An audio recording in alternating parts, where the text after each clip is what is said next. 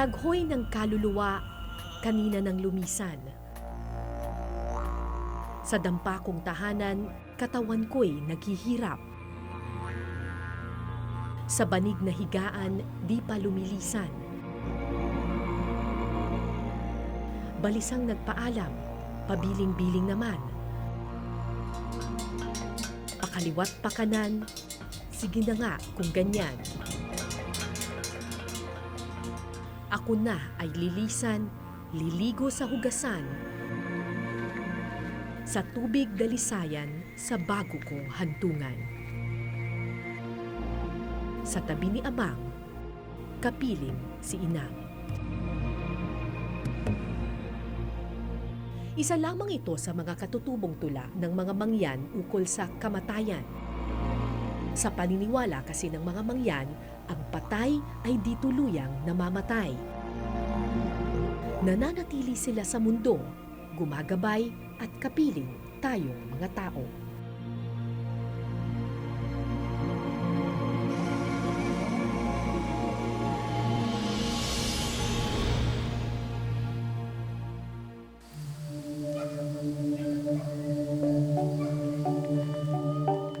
Tatlong buwang pinaghandaan ng pamilya Dagay ang selebrasyong ito.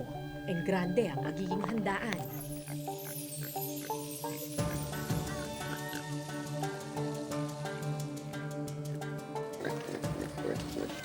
₱10,000 ang perang kanilang inilaan sa marahil pinaka-espesyal na pagdiriwang ng kanilang pamilya.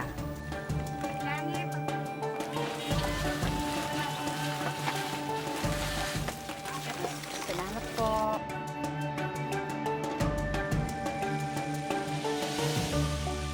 Mahal po talaga yan dahil po sa kahalagahan po ng kanyang pagtatahi, ano niya. Talaga po yan ay ginawa ni nanay ay 6 na buwan na po.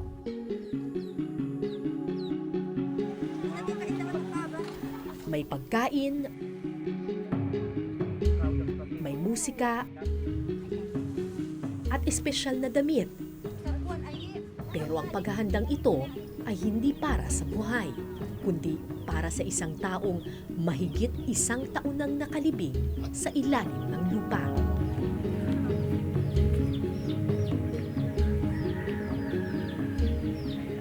Dalawang baboy yung kinatay nila para sa pagdiriwang na ito. Sagrado kasi para sa mga mangyan yung kaluluwa ng patay. In fact, sabi nga nila, kapag may pagdiriwang para sa mga kaluluwa ng patay, mas importante pa ito at mas magarbo pa ito kesa sa kasal o sa binyag. Kasi talagang napaka-importante at napakahalaga para sa mga hanunuo nung kanilang mga patay.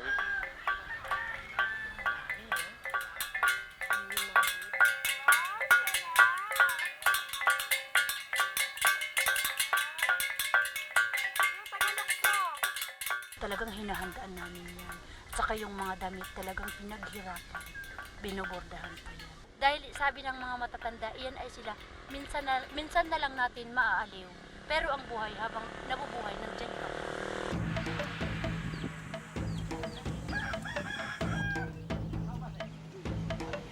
Sa unang tingin, tila selebrasyon lamang ito sa alaala ng isang yumao.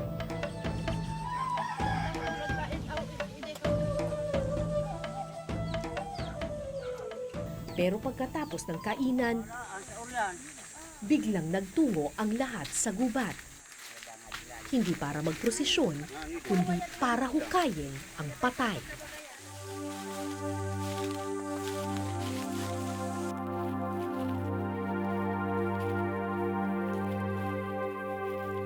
So mukhang tumigil na yung grupo. Mukhang dito na kung saan nilibing yung kanilang lolo.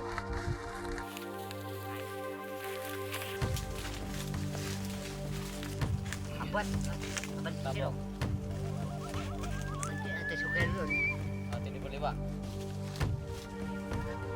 Itong ate ka na ba?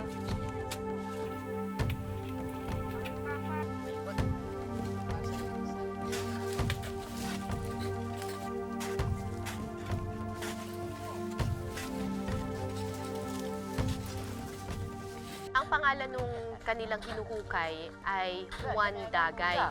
Namatay siya sa sobrang katandaan. Di nila alam kung ano yung eksaktong edad niya. May mga nagsasabi more than 100 years old na raw. Pero bago raw namatay itong si Lolo Juan, ang sinabi niya sa kanila ay kailangan hukayin siya yung kanyang bangkay after 6 months or 1 year at ilipat siya sa isang kuweba. Pangutkutan ang tawag sa ritual na ito ng mga hanunuo mangyan. Sa kanilang paniniwala, hindi matatahimik ang isang kaluluwa hanggat hindi ito hinuhukay o kinukutkot at naililipat sa isang kuweba. Bakit po kailangan ilibing sa kuweba? Ganyan po ang aming layunin ng mga mangyan. Talaga kinukutkot kami, doon na ilalagay, doon ng katapusan. Kung siya ay walang bilin sa amin na ilipat sa bato, maring hindi na. Pero ay may bilin sa amin, siya ay kunin sa loob ng lupa at ang buto, lipat ulit doon sa pinakabahay niyang bato. Pag hindi ninyo ginawa ang bilin, anong mangyayari? Sa amin, pwede magkaroon ka ng sakit dahil hindi tinupad. Kaya ganun na lang ang pagpupursige ng mga nakatatanda na hukayin ang bangkay ni Lolo Juan. Maya-maya, Ano po yan, Tay? Kawayan. So, pagkatapos ng mga 40 minutos, may lumitaw ng parang, ano to eh, Kawayan. parang kawayan na ano, yung pinambuhat dun sa patayan, yung ganyan po yan. Oo, yan. Yung pinagpasan, yung para mapasan. Okay. nagpatuloy ang pamilya sa paghuhukay habang nanood sa gilid ang mga bata. Marami sa mga mangyan ngayon hindi na naniniwala sa ritual ng pagkukutkot. Kung may mga pumupunta po dito sa amin ng mga relihiyon din na nagsasabi ay dapat yung mga pagkukutkot na yan, makasanlibutan na yan eh. Dapat di na yan tinutuloy. Ano yung makasanlibutan? Yung makasanlibutan, kumbaga yung mga huling gawain namin, parang ugalid pa daw yun sa, yung baga parang kung sa damit paga po ay parang luma na daw na mga gawain yun. Dapat hindi na daw yun namin pinapahinga. Pero malakas man ang bulong ng kasalukuyan, nanindigan si Eileen sa habilin ng nakaraan. Kung nung una, nagdalawang isip din po ako dahil naisip ko talaga malaking pera ang kakailanganin.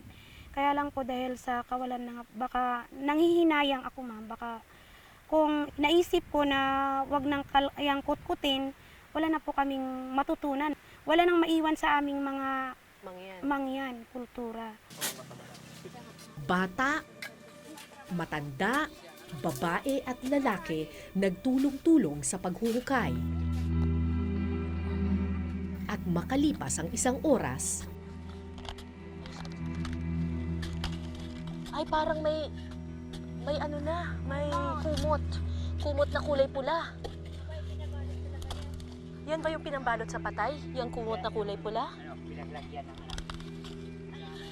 Ay, may banig na. May lumitaw ng banig at saka kumot na pula.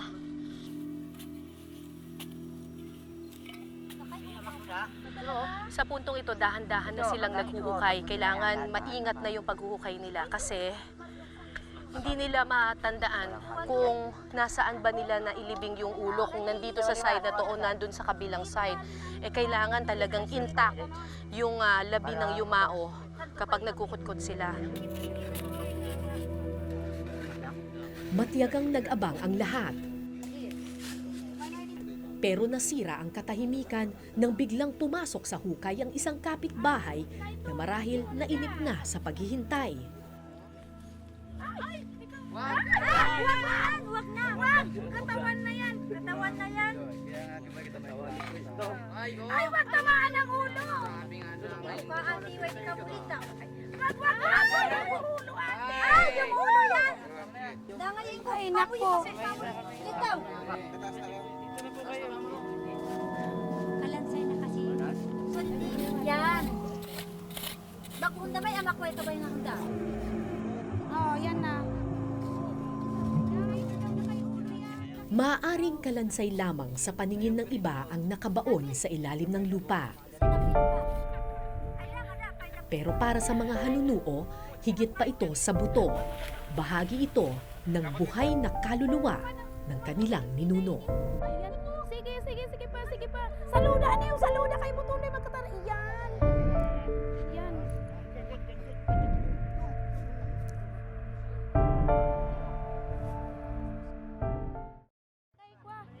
Lalayan sa likod? Sige, anew. Umanaw siya ni day niyo. Ayan. Sige pa. Saluda, ano yung saluda kay Butunde magkatara. Yan. Yan. Mahigit 1 taon nang nakalibing ang bangkay na ito sa Bulalakaw, Mindoro Oriental.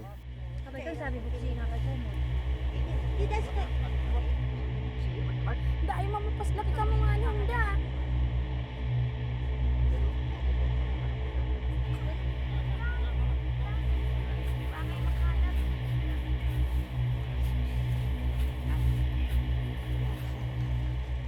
Ngayon, sa unang pagkakataon, masisilayan muli ng kanyang mga kamag-anak ang itsura ng kanilang ama.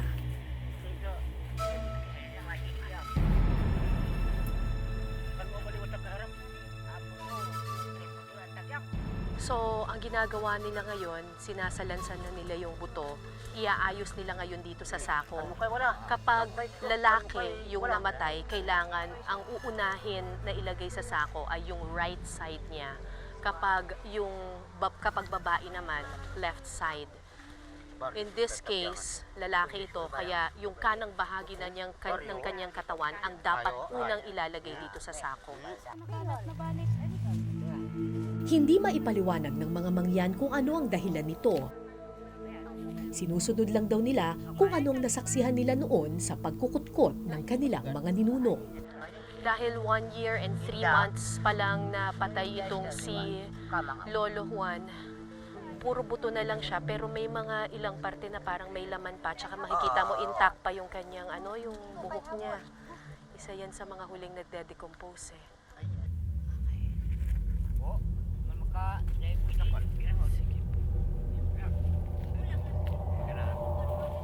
Gamit lang ang kanilang mga kamay, ihiniwalay ng 2 matanda ang buto sa laman ng bangkay. Kasama raw ito sa ritual ng pangutkutan. Simbolo ng paghihiwalay ng kaluluwa sa katawang lupa. Ang lahat po ng mangyan, ganun po.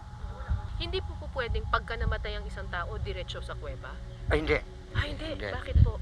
Dahil ang mga laman ay para iiwan doon sa lupa. Ang buto naman ilipat doon sa kuibang bato.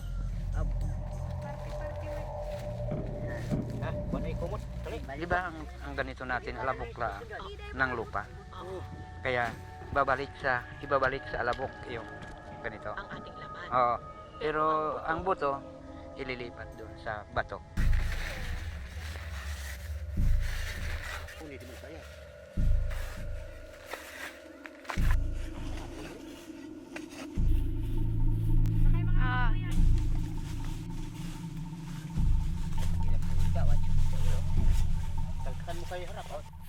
Nang matapos ang paghihiwalay sa bawat buto, inilipat sa tela ang mga ito. Yung pagkaka-arrange niya doon sa tela, kailangan parang nakaganon yung patay, yung bangkay, parang fetal position. Ang paniniwala kasi ng mga katutubo, kung paano ka lumabas dito sa mundong ito, kailangan ganun ka rin yung posisyon mo kapag doon sa huling hantungan mo na. Yung bangkay. Hindi lang binalot sa tela ang mga buto. Binihisan pa ito na animoy hugis tao.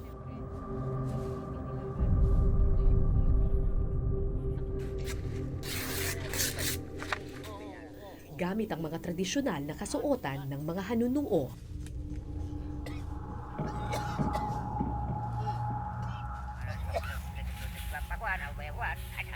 Si Aileen ang panganay na apo ng yumaong si Lolo Juan. Sa kanilang henerasyon, ipapasa ang tradisyon ng pangutkutan. Bakit naluluha ka habang binabalot itong si lolo mo? Iisip ko kasi nung nabubuhay pa siya, ako yung iniintindi niya. Tapos ngayon, ako na yung kasama sa pagbutkot sa kanya at nagpapadamit sa kanya. Dati ako yung pinupunasan niya, nililinisan niya. Ngayon, ako na po yung nagpapadamit sa kanya. Itong kasuotan na ito ay 6 na buwan ginawa ng nanay ni Eileen, espesyal para doon sa kanyang lolo Juan. Bukod doon sa mga damit, kailangan pati yung mga tradisyonal na palamuti ng mga hanunuo, kailangan isusuot din doon sa yumao. Kung paano sa yung buhay siya, Gayaan din siya. Oh, style buhay rin siya. Ang mga kasangkapan, kung anong nilalagay niya, kung siya marunong magnganga. Yan, So pati yung mga paborito niya, Oo, ginuguya, yun, ganyan, yun. kailangan kasama lahat. Oo, Baon niya. Paniwala ng mga mangyan, hindi tuluyang namamatay ang tao, bagkus naglalakbay lamang sa kabilang mundo. Tulad ng mga ritual at tradisyon na di rin daw dapat namamatay, kundi binubuhay sa susunod na henerasyon. Kaya nang matapos ang pagbibihis, tinawag ang pinakabunsong anak ng yumao at ipinasa sa kanya ang buto ng yumaong ninuno.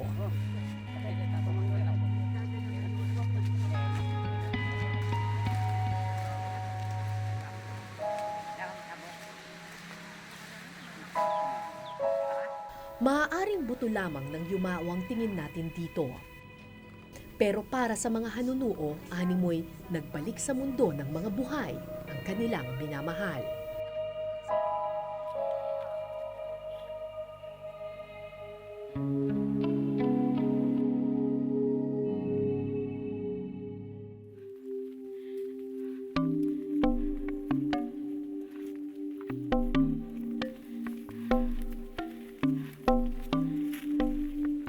Ang mga kuweba ay may espesyal na lugar sa Kamalayang Katutubo.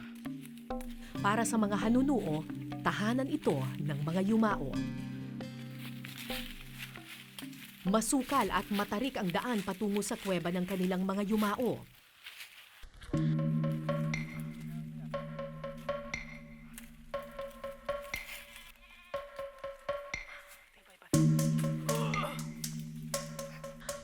Parang habang tumatagal, parang paliit ng paliit yung lagusan eh.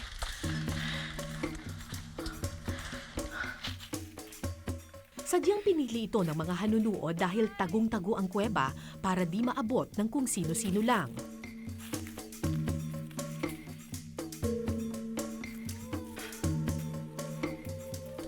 Nandyan na ba, Tay? Wala pa?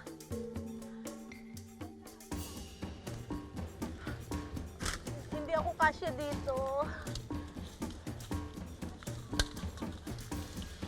Oh, ang sikip. Sobrang masukal na dito sa parting ito.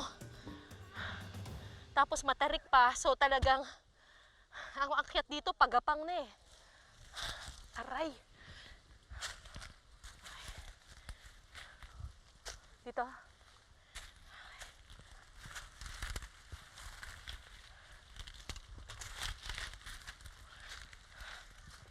At makalipas ang isang oras, Oh my gosh, ito na. Mukhang ito na. Nakikita ko na yung puting bato. Ito na. Nandito na tayo. Ito na yung puting bato. Tingnan mo naman yung mababaw. Ito na po yung libingan ninyo. Ng karamihan, no? Sagrado para sa mga katutubo yung mga kuweba. Kasi bagamat marami sa mga kuweba ay matatagpuan sa mga bundok, so mataas na lugar, ibig sabihin malapit din sa kalangitan, yung mga kuweba meron din itong koneksyon sa ilalim ng lupa. Yung mga hanunuo mangyan, naniniwala sila na yung mga kuweba raw, lagusan patungo doon sa mundo ng kanilang mga yumaong kaluluwa. sa mga butas sa pader tinatago ng mga mangyan ang buto ng kanilang mga yumao. Hindi nila ito ibinabaon sa lupa. Hindi po ito libigan, taraguan. Taraguan, parang taguan, Yan, taguan ng mga buto. parang bahay Opo. nila. Yun yung paniniwala namin na safe sila dito. Pero nagkamali ang mga mangyan. Saan banda? Hindi pala ligtas ang kanilang taraguan. Ay, ito yung damit. Tapos ito, parte pa ng banig na pinagbalot. Meron dito. Yan. May pulseras doon. Meron pang pulseras na natira. Yan. Pero wala na yung buto. Kinuha raw ng mga taga-ibaba para ibenta sa mga Hapon yung mga buto.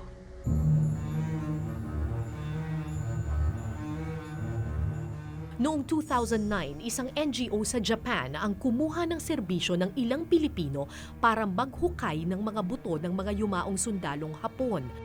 Layon kasi ng pamahalaan ng Japan na hanapin ang labi ng mga yumaong sundalo noong gyera. Babayaran ng mga Pilipino sa bawat buto na kanilang mahukay. Pero sa kagustuhang kumita ng pera, hindi lang buto ng mga Hapon ang hinukay ng mga tao, kundi pati buto ng mga katutubo. Bayaran ng sapat kung gaano karaming buto ng mga Hapon ang maidala sa kanila. Subalit po yung dinala ay hindi na po buto ng mga Hapon. Yan na po, ito na po sila ang mga ninakaw. Mga ninuno ninyo. Po, mga ninuno at mga anak namin. Itinigil na ng Japan ang pagpopondo sa naturang proyekto. Tumigil na ang pagnanakaw sa mga buto, pero hindi na naibalik ang mga ito sa mga katutubo.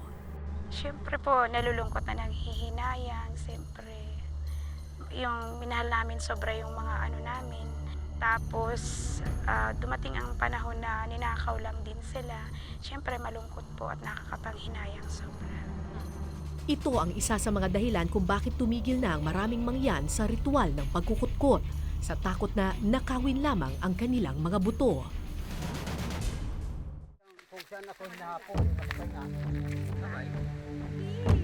Pero may ilang mga mangyan na patuloy na kumakapit sa tradisyon.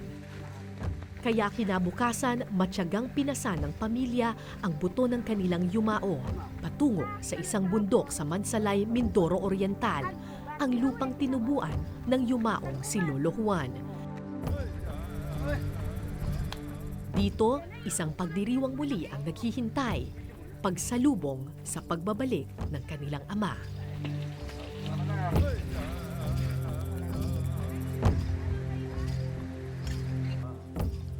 Hanggang sa hapagkainan, hindi nila iniwan ang buto ng yumao.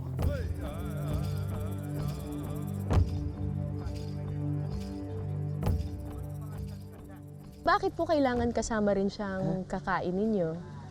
Kabay sabi ko, Oo. nung maliit, sinakripisyohan ako. Sabi, kain na anak.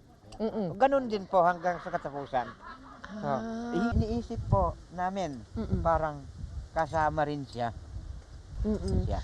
Kasi sa mga hanunuumang yan, katutubo. kahit na namatay na yung isang tao, ang katawang lupa lang niya ang namatay. Itong ganito natin, Oo, pero ang kanyang Kaluluwa po. kaluluwa parang nandito pa rin. parang nandito pa rin.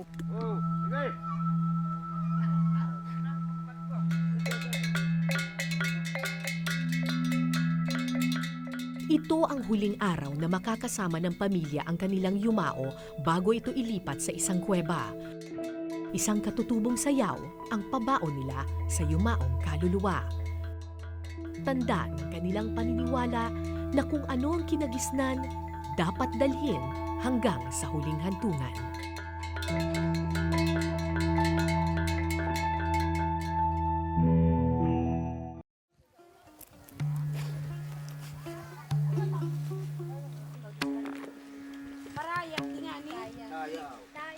Alas 7 ng umaga, sabay-sabay na nagtungo sa isang parte ng bundok ang mga mangyan. Handa na silang ihatid si Lolo Juan sa kanyang huling hantungan.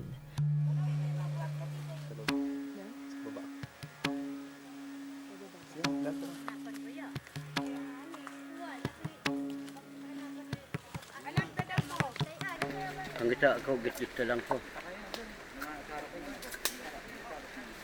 Sa takot na baka manakaw ulit ang mga buto, naghanap ng panibagong kuweba ang mga hanunuo. Ayawan ni Inday.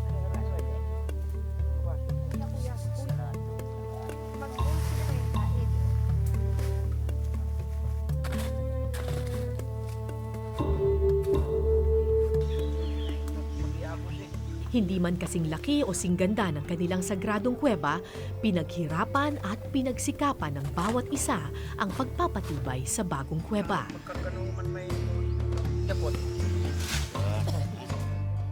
Sinementuhan at tinakpan ng mga bato para di na manakaw o maabuso.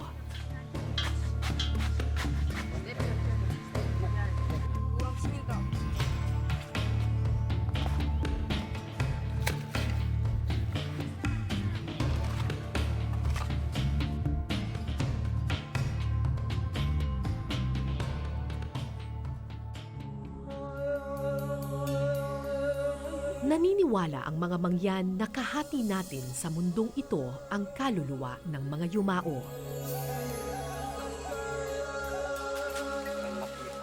Kung gaano kaimportante ang kasalukuyan, ganun din dapat kahalaga ang nakaraan.